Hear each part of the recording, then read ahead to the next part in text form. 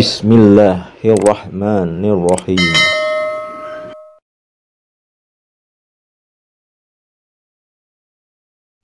Bismillahirrahmanirrahim. Assalamualaikum warahmatullahi wabarakatuh. Alhamdulillahirabbil alamin. Wassalatu wassalamu ala asrofil anbiya wal mursalin wa ala alihi wa sahbihi rasulillahi ajmain. Asyhadu alla ilaha illallah wa asyhadu anna muhammadar rasulullah. Allahumma sholli ala sayyidina Muhammad wa ala ali sayyidina Muhammad.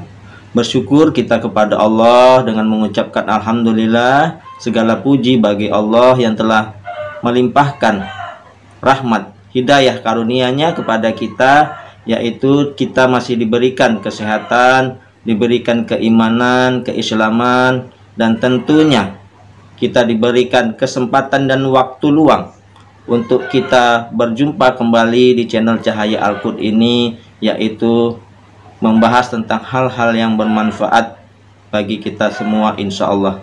Amin ya robbal alamin. Kemudian sholawat dan salam tentunya tetap tercurahkan kepada junjungan kita, yaitu Nabi besar Muhammad sallallahu alaihi wasallam, dengan ucapan Allahumma sholli ala sayyidina Muhammad wa ala ali sayyidina Muhammad. Mudah-mudahan dengan senantiasanya kita bersolawat kepada Rasulullah, kita akan mendapat syafaatnya, baik itu syafaat di dunia dan insya Allah kelak syafaat di akhirat. Amin amin ya robbal alamin. Sahabat-sahabat channel Cahaya Al-Qud dimanapun anda semua berada, saya doakan semoga anda semua selalu dalam keadaan sehat walafiat, selalu dalam keberkahan, ya, selalu dalam kenikmatan yang berkepanjangan, ya, selalu dalam kemuliaan dan kejayaan, baik itu di dunia dan insya Allah kelak di akhirat. Amin amin ya robbal alamin. Sahabat-sahabat channel Cahaya Al-Qud yang dimuliakan, yang dirahmati, yang diberkahi, dan tentunya dicintai oleh Allah Subhanahu wa Ta'ala. Pada perjumpaan kita kali ini, ya, saya akan menceritakan kembali, ya, testimoni yang dialami, ya, oleh Ibu Ratna, ya. Kisahnya Ibu Ratna ini, ya, beliau ini berasal dari keluarga yang sederhana, ya. Ayahnya seorang petani, ya. Namun walaupun terlahir dari keluarga yang sederhana, keluarganya ini mengutamakan ilmu, ya, mengutamakan ilmu di dalam kehidupannya, ya. Jadi keluarga beliau ini memang taat, ya, taat, rajin belajar ilmu-ilmu agama, ya, terutama bapak beliau, ya. Bapak beliau ini memang orang yang taat, ya, keluarganya orang yang taat dalam ilmu beragama. Jadi ceritanya, ya, testimoni dari Ibu Ratna ini, ya, beliau ini seorang wanita yang rajin, ya, rajin menjalankan ibadah, ya, rajin sholat 5 waktu, terutama pada malam hari, ya. Beliau ini rajin mengerjakan sholat tahajud, ya. Jadi Ibu Ratna ini dia mengerjakan sholat tahajud sejak beliau masih duduk di bangku SMA, ya. Jadi beliau ini mencontoh apa yang dicontohkan oleh kedua orang tuanya. Jadi memang di dalam keluarganya ini memang sudah terbiasa melaksanakan sholat tahajud, ya. Jadi sehingga beliau ini tidak pernah mengalami kesulitan, ya, terutama dalam urusan kehidupan dalam urusan kehidupan sehari-harinya, ya. Kemudian setelah SMA, ya, beliau ini melanjutkan kuliah, ya, kuliah di Akademi Perawat, ya.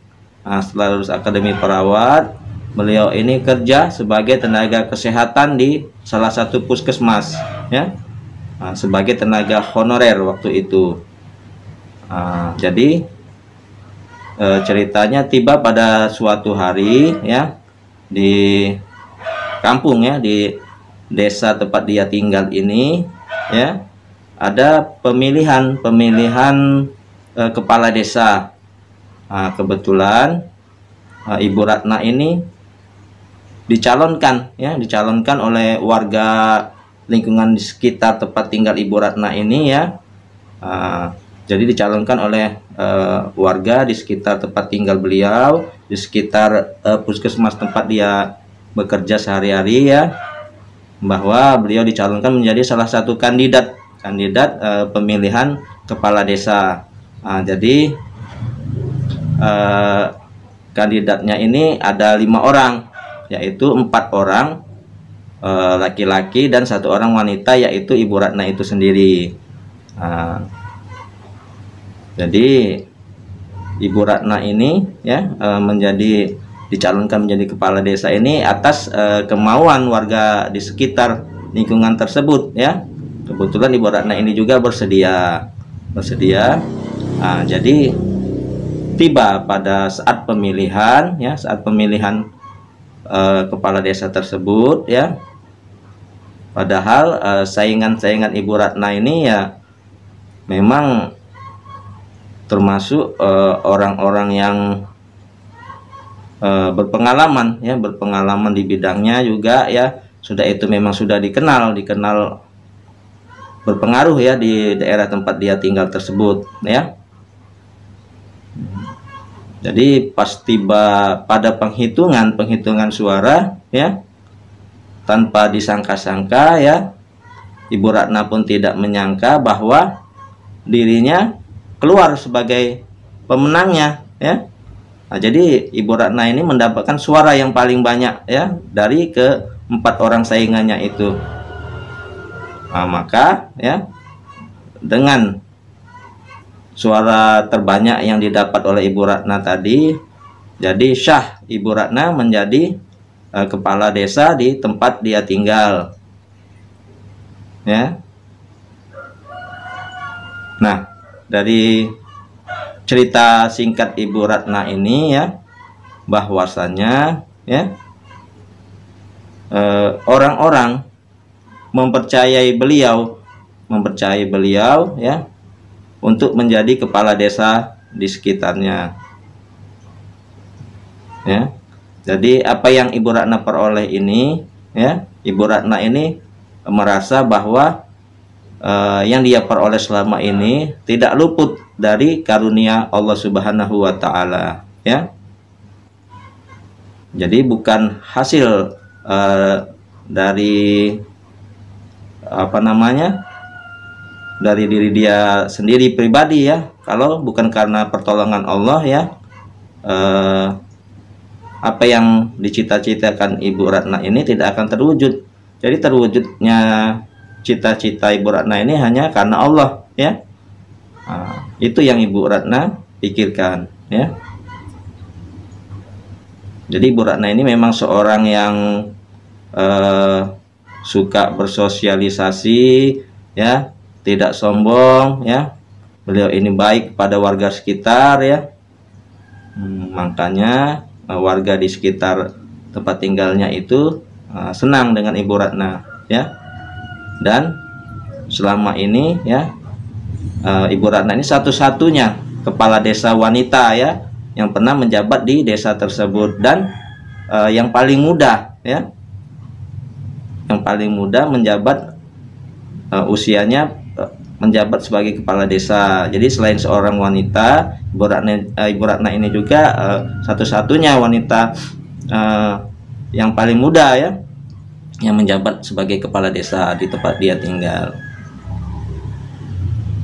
Nah, dari sini, ya, bisa kita tarik kesimpulan, ya, kita petik hikmahnya bahwasanya, ya, janji-janji Allah itu adalah benar, ya.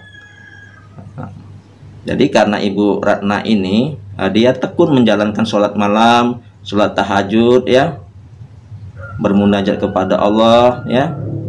Makanya Allah mengangkat derajatnya, ya. Makanya Allah mengangkat derajatnya. Jadi dalam kehidupan bersosialisasi ini, ya, Ibu Ratna ini selalu disukai oleh para tetangganya, selalu disukai oleh orang-orang di sekitarnya, ya.